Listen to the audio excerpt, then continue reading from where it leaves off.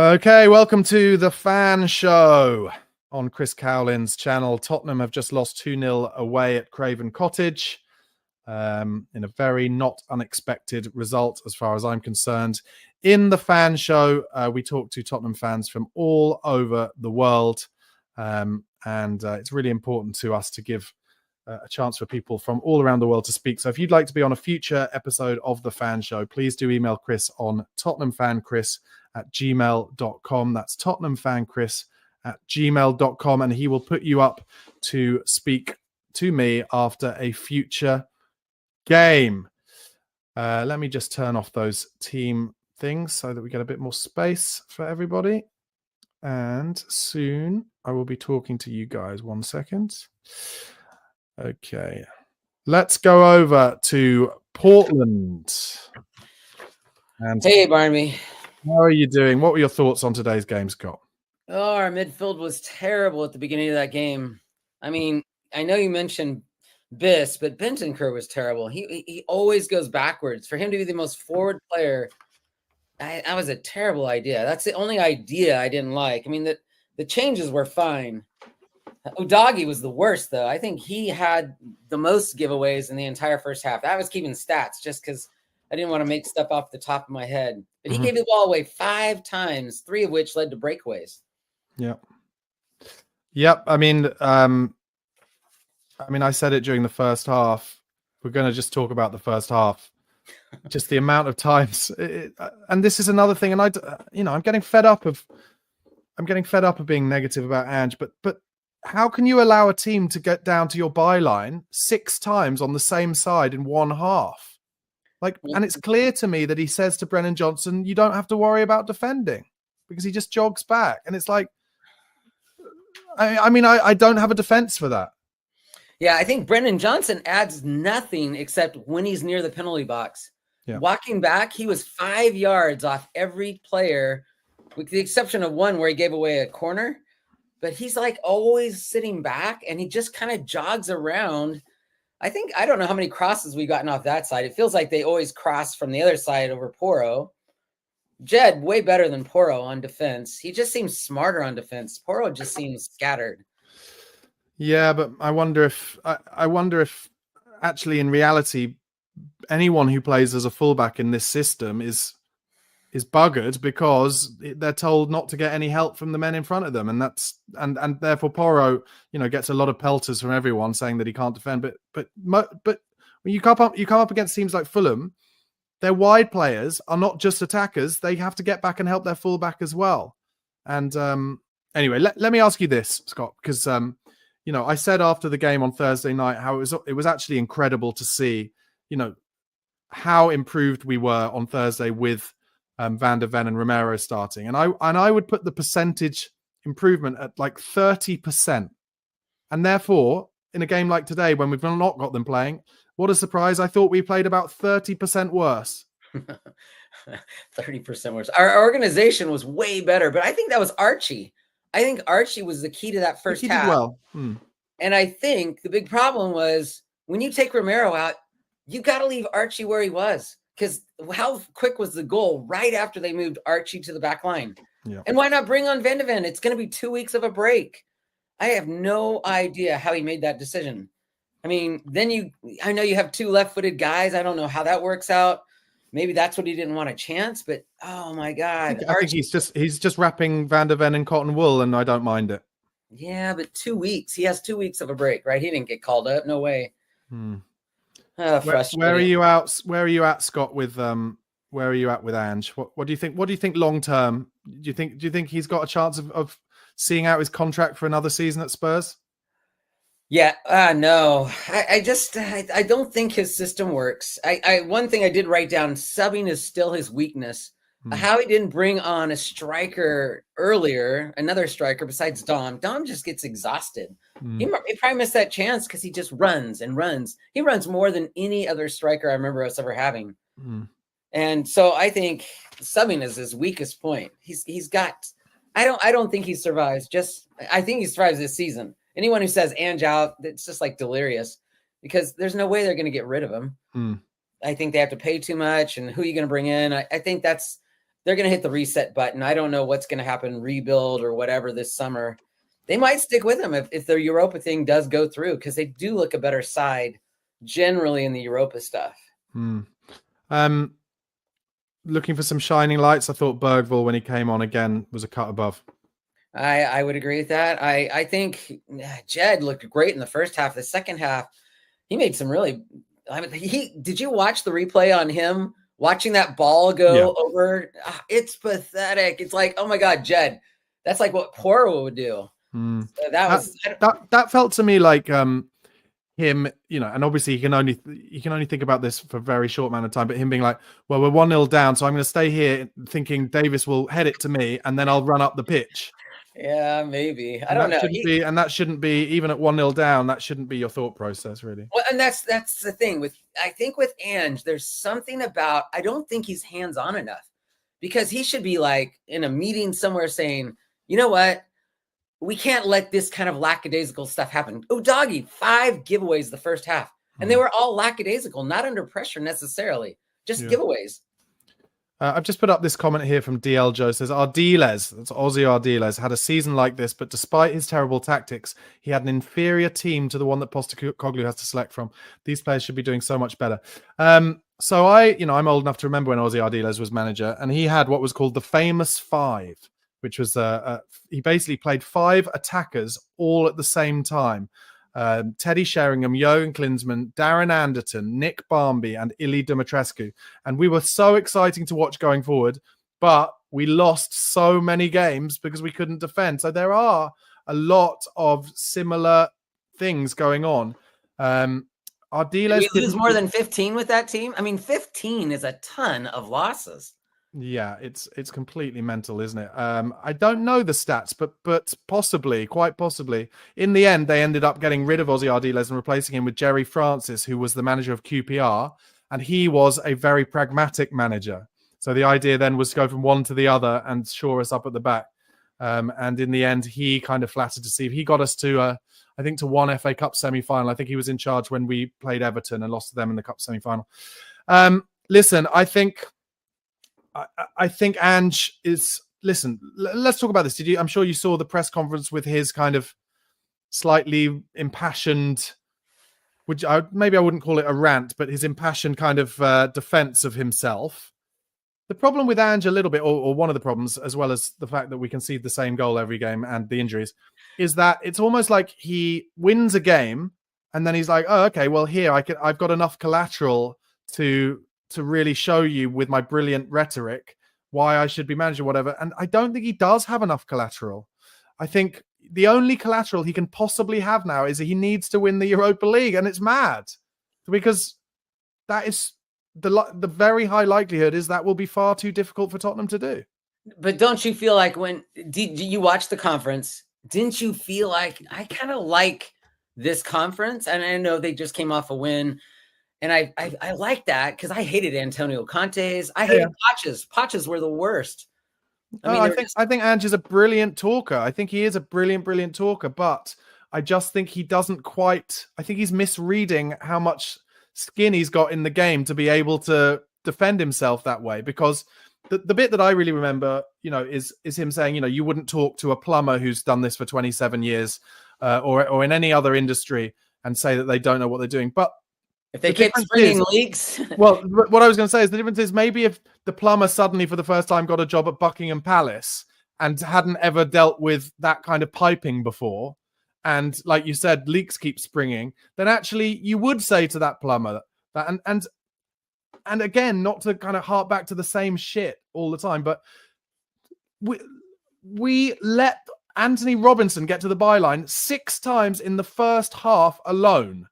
And any better team with any better wide player would pick out a man and they'd score goals from that. And why is he not stopping that from happening? Yeah, I don't even have a solution there. But that again, I think it's that whole inverted fullbacks. It just creates too many open areas. I've never seen so many open areas with any other team in the Premier League. No, and I have Marcelo Bielsa's Leeds. Oh, okay. I forgot about that. Everybody loved watching, and me included, I loved watching Marcelo Bielsa's Leeds. But in the end, even the Leeds fans who adored him were like, this is ridiculous. Madness. and it was madness. It was brilliant to watch madness, and I think that's why you get all the pundits saying, I love watching Spurs. I love watching Ange Postecoglou. I think he's great, and I think he's great too. But in the Premier League, more than any other league, the first goal wins the game the majority of the time. And unfortunately, we're too easy to score the first goal against. And they gave the stat when we conceded the first goal today. They conceded the first goal away from home 5 times. They've lost every single time. Oh, you can feel it. You can just, and that's our passes even get looser right after that first goal. It's just like every time, everything gets so wonky. Everyone's like, and there's panic. That's why I think we need a stronger leader than Son. I like Son, but he can't lead. He's like, that's got to stop. I think the main point for me is that, you know, whereas when Van de Ven and Romero are both playing, they're able to cover some of the distances a lot better to stop those players getting to the byline. When they're not playing, he needs to find a way to stop that happening. But anyway, listen, Scott, thank you so much for coming on the show. Really appreciate you being a part of it, and hopefully speak to you after a better result. Next game, Chelsea away. Oh, God. I hate that. Yeah. All right, Scott. Have a good day if you can, mate. Thanks a lot. Oh dear, very depressed looking Scott at the end there. Let's go to Malta and Melvin, who I believe, Melvin, were you at the game on Thursday night? No, I didn't come on because I was ill. And no, but I thought you were going to go to the game, weren't you, on Thursday? Or was that someone else? Maybe I'm getting you mixed up. Sorry. No, I wish actually. Well, anyway, let's imagine I never asked that. Melvin, how are you, and what were your thoughts on today's performance? Poor, very poor. I think Postecoglou thought the team lineup was strong enough to get the victory, but obviously it wasn't. I don't think the team had any belief that they were going to win the game. Just felt to me that we could have actually won it, but when we started the second half, I thought maybe there's a chance we might get something out of this, and reminded me of a Pochettino performance where we play poorly, don't deserve the win, and then nick it in the end. Obviously, it didn't happen. Fulham are a good team. They're very, very strong. Disappointed with, obviously, the midfield not playing really well. Archie Gray, I don't think I saw much of him in the first half. Not really influential as much as Bergvall when he came on.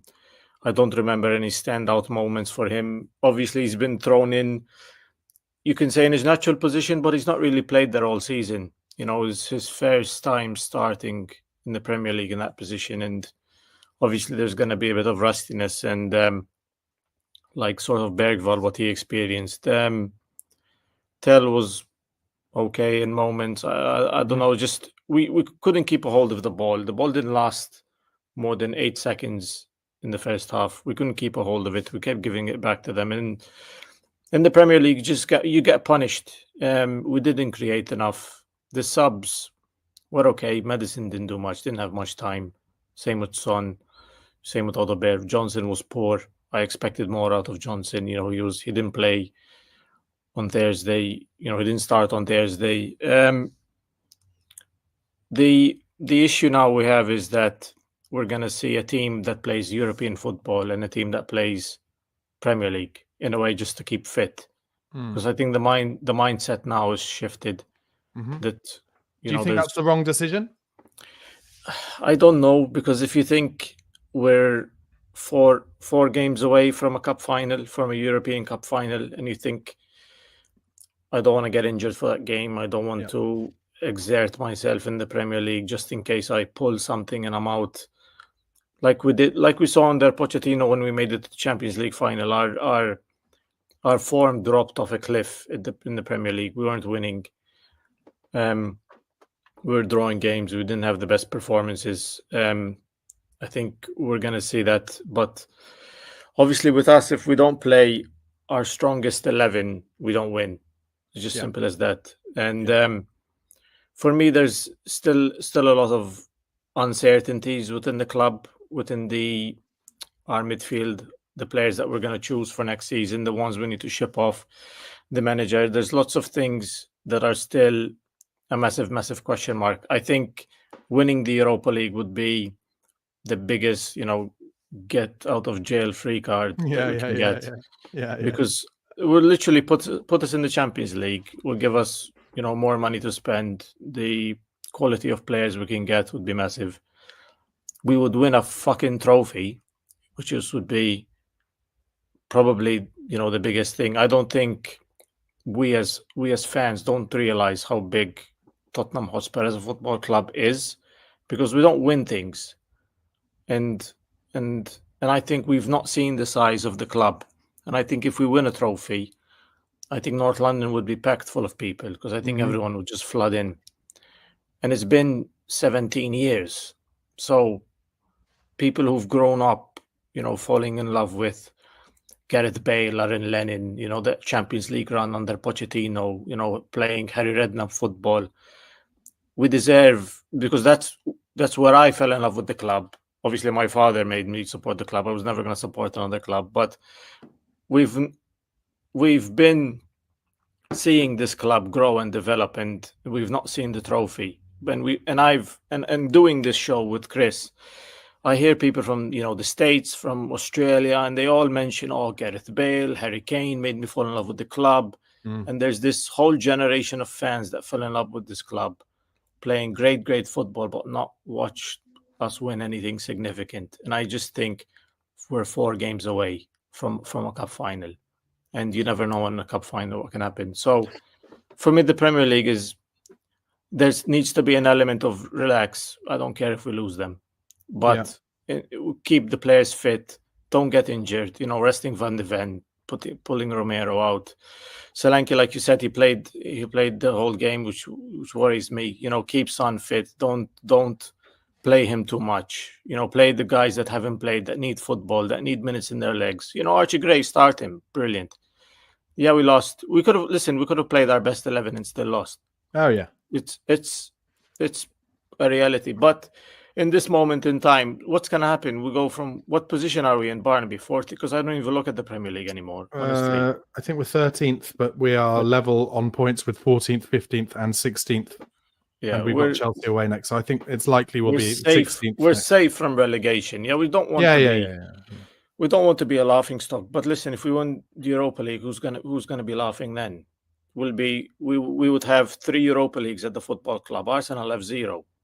Yeah, it's a big if though. It's a big if though. It's a big if, but we're 4 games away, and if we put ourselves in a good position to be in the best moment, best fitness, you don't want. I agree. That is what I'm desperately hoping will happen. Also, I should say, just because I've seen on X, it's worth talking about. The away fans, some of the away fans were booing Spurs at the end, and so Matthias Tell went over to talk to the away fans. I've seen a clip of it, and he's telling them we need to all stay together. And obviously, you've got some kind of boozed up away fans slagging the team off. So it's a difficult time, because I kind of agree. I've said it before. You've got to wrap those players in cotton wool, because our only chance to win in these Europa League games is to do that. But also, at the same time, we can't lose every single game. Yeah, that's what scares me the most, because I think a rotated Spurs team is very weak, very poor, not much quality, not much experience. And I think we struggle with our best 11, let alone, when we rotate. So, Chelsea again, that will scare me. That will be. But at the same time, we need to play these guys together to get some momentum, they need to learn how to win, how to grind results out. I felt if we won 1-0, and that would have been really surprising and really good to see, because we would have kept a clean sheet in a game that we didn't deserve. But obviously it didn't happen. So the team hasn't learned that yet. And obviously it's the Premier League, and you get punished in the Premier League because it's one of the best leagues in the world. And today we weren't on it, and it wasn't good enough. And we know it's no point keep blaming people, because it's the same people that keep doing the same mistakes.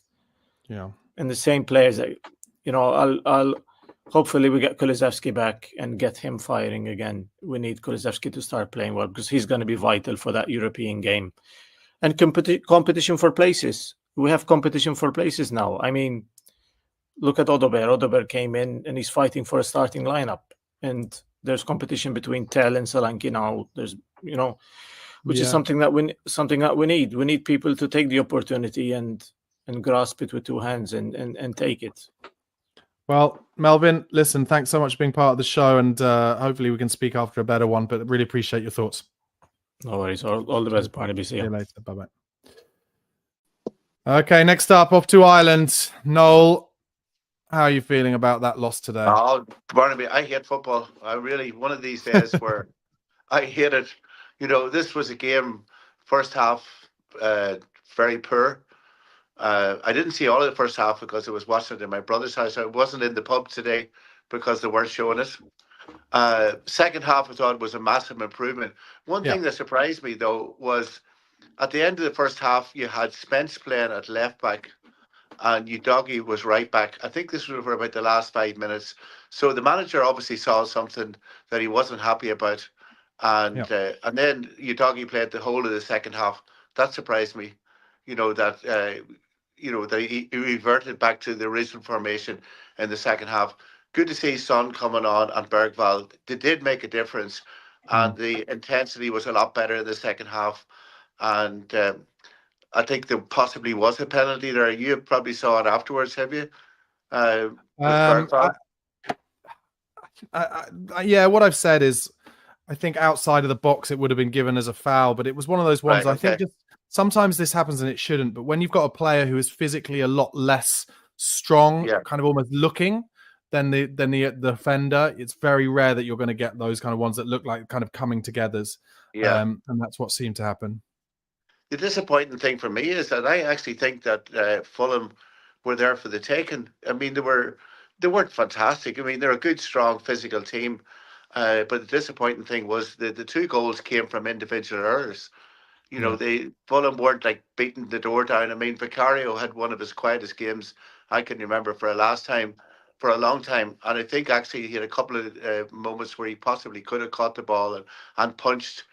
But I can't remember the first goal. I think was definitely avoidable, and I think the second goal came from Odegaard. Was trying to win a ball on the wing, and it suddenly found itself in.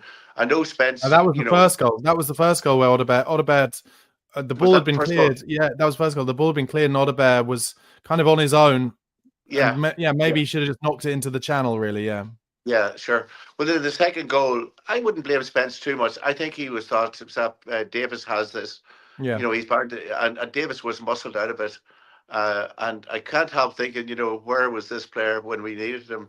Sessegnon, this guy was 25 million, was the next Gareth Bale, and he comes back to haunt us. He looks more beefed up, and I suppose he's feeling very good about it. So all in all, I just think it was a bit of a performance. Could have won the game, and no finish. Like, I mean, the Fulham goalkeeper, really, we didn't really make him work at all. Playing some good football. Just that one chance for Solanke that I think if we'd scored that, we probably would have gone on to win, don't you? Yeah, I think actually that if he had taken it down, he had the time to take it down and slide the ball in. That was definitely a good chance. Some performances, okay. Can't really pick anybody out. I was listening to your summing up afterwards, and the points you were given, I wouldn't disagree with any of them. I don't think there was any standout player. Bergvall did well when he came on. Archie Gray, he's obviously not used to that position, and then obviously had to go back into the centre half. Bit concerned. Oh, he did well. He did. I thought he did pretty well in the 6. Really, considering how few times he's played there in the top league. Yeah, he's a good player. He's got a good football brain. I think without Van der Ven, you've seen what he did on Thursday night. Like, he's a Rolls Royce of a footballer.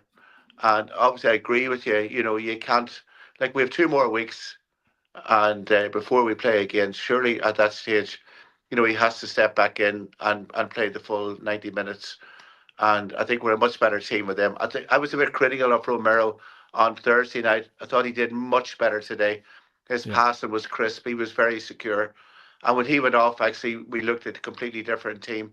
So one of those days where it's like a real kick in the teeth. I think it was possibly there for the taking. But did we do enough? Probably not.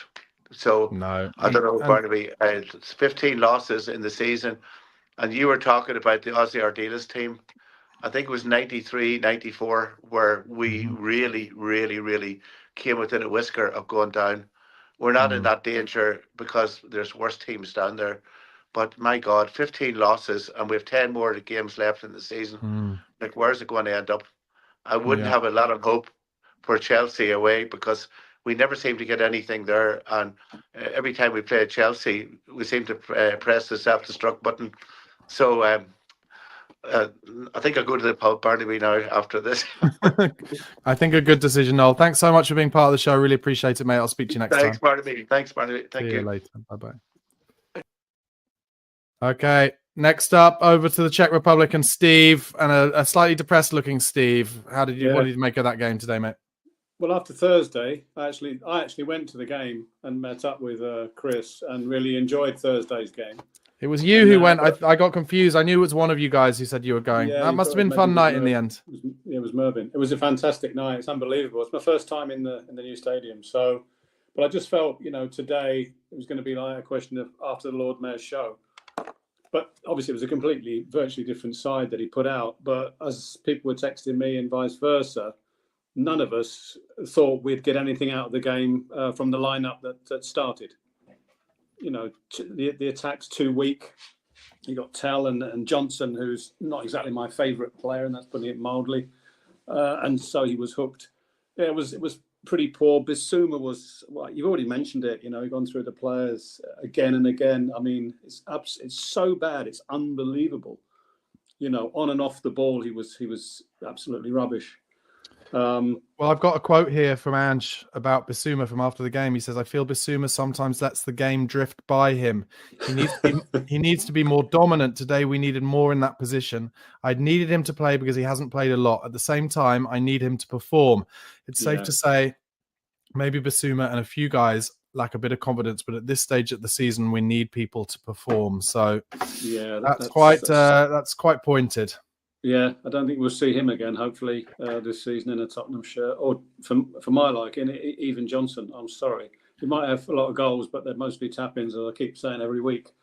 I was happy with the substitutions. Again, texting with people, and it brought a lot more energy. I felt we wasted the ball, though, in the final third again. And although, Sonny did have a good impact, that his final ball was poor most of the time, apart from the ball at the end to Solanke, who I felt should have scored at least twice today. The first header, it came to him pretty fast.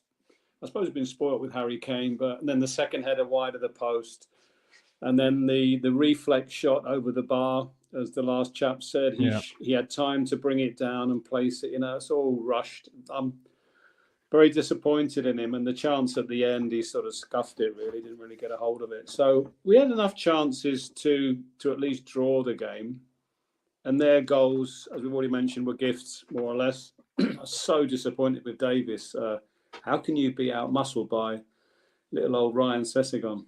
Can I just say, listen, I don't disagree. I think that was unfortunate, but what I'm more frustrated about is the first goal, because I've seen it so many times this season where they are unwilling to go in hard enough to put players off in the box. That was a good point. It happens all the time. Yeah, they were ball watching there in the box, weren't they?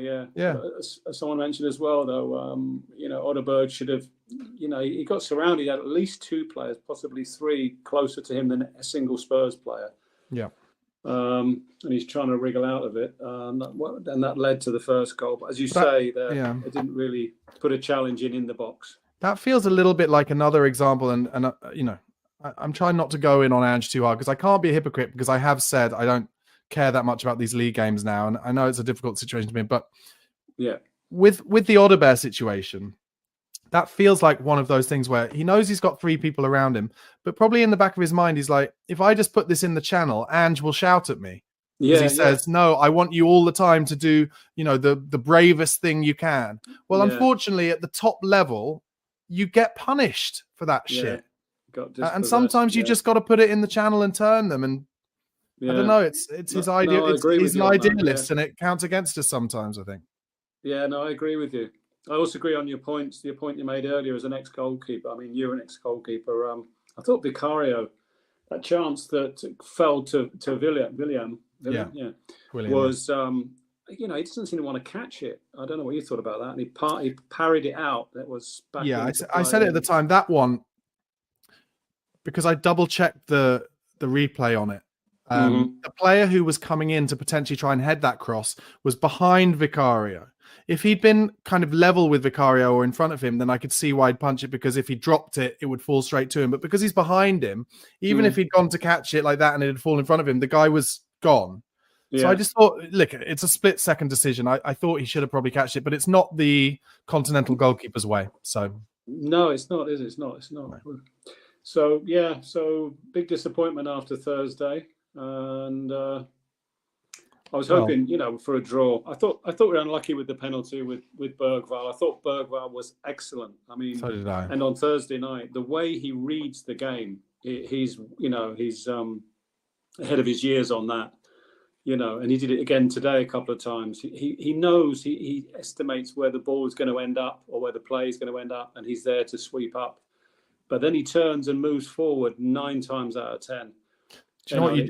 You don't get many players who are as silky on the ball as he is, who can drive forward with the ball at pace, but who also is strong in the tackle and loves a 50-50, and he's good in the air for his height as well. Yeah. I'm getting to the stage with him that where one, I'm worried he's getting a bit too good, and two, build a team around him, because there was also some talk after Thursday night that because he played kind of slightly more like the 6 role, that maybe he could be the player who can dominate that area of the pitch. I thought Gray did okay there as well. So maybe, I wonder if next season maybe we could have a Gray, Bergvall, Madison midfield at times, or Gray, Bergvall, Kulusevski. The only issue is none of them are huge, but Gray and Bergvall are both good in the air anyway. Yeah, that's true. Yeah, no, there's lots of possibilities. I'd like to see him further forward, Bergvall. Yeah, I think to give him a chance to score some goals, like the goal he got against Liverpool. Yeah, that was a good finish. All right, Steve, thanks for being a part of the show today. Try and enjoy the rest of the weekend if you can. Yep. And don't worry, I think it's something like 18 days, so we need to worry about watching Spurs again. So. Oh, super. Yeah, I can relax. Yeah. All right, mate. Thanks for having me. Cheers, enjoy the show as usual. Thanks very much. Bye-bye. Okay, and finally, the most patient of all of our guests, Harry. How are you, Harry, mate? I'm very good, thank you. How are you? I'm okay. What did you think of that performance? Not great. I thought we were better second half, but in the end we were punished, weren't we? Overall, I think that we defended really well in the game up until Romero left the pitch. I don't think fans will like to say it, but I think that substitute cost us today. And I'm like you, Barnaby, in terms of I'm like the league doesn't matter, so I've got to be careful what I say. But I do think this defeat is largely on Postecoglou. I think there's we saw wholesale changes. And yes, it's a quick turnaround for Thursday. The players put a lot into the performance Thursday, not long between the 2 games. And rotations have been important, it's healthy. I get all of that. But this is the international break, as you said there with the previous guests, they went off 18 days till we play next. I don't see the need for wholesale rotation changes. And I think that cost us today with that starting midfield, etc. And I think he got his substitutions wrong. So I think that put us in a difficult position. But I agree with the previous, a few previous guests that said it. Fulham were there for the taking and we didn't deliver. So it was really poor from a Spurs point of view. And it's, so many defeats now. It's like 15 in the league, 19 in all competitions. I mean, it's just unacceptable. Losing 50% of our Premier League fixtures. It's not pretty reading. And again, as a previous guest said, we find ourselves not in a relegation scrap because luckily there are worse teams in the league. But based on the way we've been playing, we should be down there. So it's disappointing. We're really inconsistent. The only thing we've been consistent about is being inconsistent. So it's really disappointing for sure. And you saw those scenes at the end. It's no surprise at all.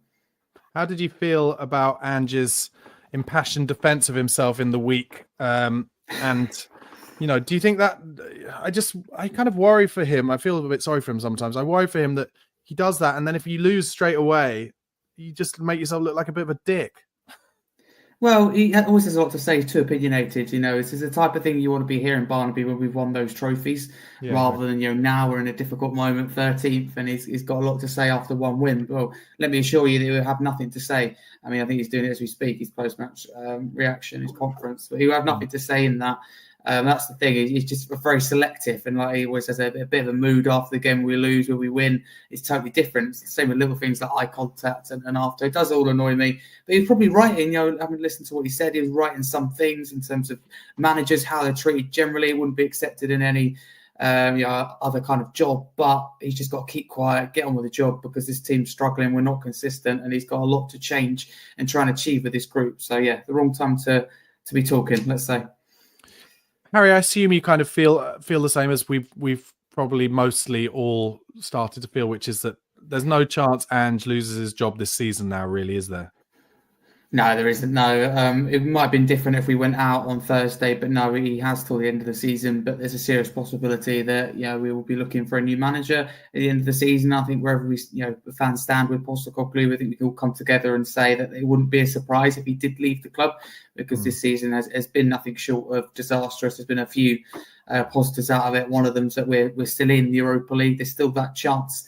But yeah, a lot of it for me is on him. And there's so many times I've gone to defend him, wanted to defend him, and he just finds this a way to dig himself an even deeper hole and prove his critics right. So it's really disappointing. But the club's in a difficult place at the moment. But Postecoglou, as you say, won't get sacked for the end of the season. There's no need to. Nothing's going to change apart from instant, I suppose, manager bounce. He will be given to the end of the season, I think. But it's already kind of dragging out, isn't it? Separating Europe and the league. It's just about Europa League now.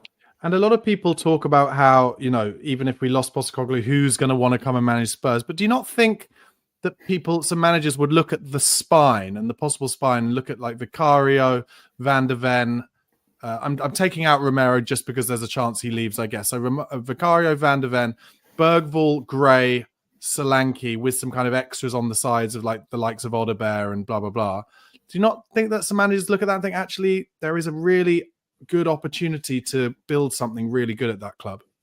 Yeah, you think so. But if we're being honest with you, Barnaby, we've been really unlucky with injuries, but we should be in a lot better position. Look at Bournemouth, Iriola. It's a manager a lot of Spurs fans talk about. I know they're struggling at the moment in a difficult moment, but they've coached really well with players they've had out. And that's something that Spurs and Postecoglou haven't done. We shouldn't be 13th, and we're getting players back now, and we're still losing games like this. I mean, look at our bench. There's clear depth there. So there's no excuse to be dropping points in games like this. We did as well before players were out injured. But yeah, I don't buy this kind of logic that Spurs is an unattractive place to go. Lovely, shiny new stadium, still a big club. Gesson mentioned it before. We win trophies. Newcastle playing the League Cup final today. We've won so many trophies since they last won their silverware. This is a big club we're talking about, a club that should be in Europe every year. So I don't think it's a case of we're going to struggle to attract managers. But we've got a lot of problems, but I don't think attracting a manager will be. I think finding the right manager, definitely, because Postecoglou, I think, plays the way that we want to see as fans, and that really represents the club, the history of Spurs. But it is so, I think, one-dimensional, so bold, and he just requires the very best in every single position to achieve things, to win things, like he had at Celtic, for example, or over in Japan, both the best in his league even before he come in. He just can't do that at Spurs. It's not the way we recruit. It's not the way we won. It's just not the way that Levy does business either, is it? So it's difficult. And Harry, ball. What are our chances of winning this Europa League? Good question. I'd love to sit here and go, come on, we can win the Europa League, but Frankfurt is going to be no secret. Let me make it more simple for you. If Tottenham had all of their players available for every round, every leg of the Europa League run from here, what are our chances of winning it, do you think? I still think it's not going to happen, to be honest with you, because the way we play, Barnaby, and I think we know that we're going to struggle away from home. I dread that Frankfurt away leg. At home, I think we have a better chance, because I know we're like away in Europe. But it's just a consistency thing, even with players available, because pretty much the whole team's available today, but we were inconsistent in our performance, really bad in the first half, better in the second half, but we, ultimately concede goals in that second half. So I don't think we're win it, Barnaby. I mean, I would have said maybe different on Thursday and adrenaline of that win, but overall, I think that we probably progress a little bit further, maybe get to that semi-final, but there's still top teams in it. It's more than likely Lazio in that semi-final. That will be tough. As I said, Frankfurt in the quarters, third in the Bundesliga, second, I think, high scorers in the Bundesliga, maybe third. So they're an impressive outfit. That won't be easy, but we're going to have to be better than this. And there's so many senior players, isn't there, on the pitch that one week they turn up they don't the next. And there was so many, in particular today, senior players that I just thought really poor and, not fit to wear the badge. There'd be a lot of questions marks around them in the summer. Assuming you mentioned one of them. So I don't think we'll win the Europa League, but I'd love to be proven wrong. Really would love to be. I agree with you. I'd love that to happen as well. And if we get to Bilbao, I, for one, will be there. And hopefully any final would be more fun than the 22 seconds of enjoyment I had from that Champions League final in 2019. Harry, thanks so much for being a part of the show, mate. Really appreciate it. Let's talk again soon. Oh, and remind the audience, Harry, before you go, of where they can find your podcast, your shows and stuff. Yeah, thank you very much for this opportunity once again. I'm regularly here, luckily, at Chris Callan's channel, and obviously it's great to talk to you again, Barnaby. Always a pleasure. But yeah, I have my own YouTube channel and podcast, Scarfy Spurs Talk, and also on my own socials. I'm a football content creator, Harry Scarf 22. So yeah, massive. We appreciate this opportunity and big up the chat. I know it's not easy with a Spurs fan, but as you said earlier, 18 days before we next play, it's time to relax. But another thing I'll mention is our record immediately before the international break is shocking. I mean, we lost to Fulham last year before the international break. 5 in a row. We never win before. Yeah, 5 in a row. Absolutely awful. pathetic. Oh dear. Thank you, Harry. Thanks again, mate. See you later. Take care. Have a good day. Bye-bye.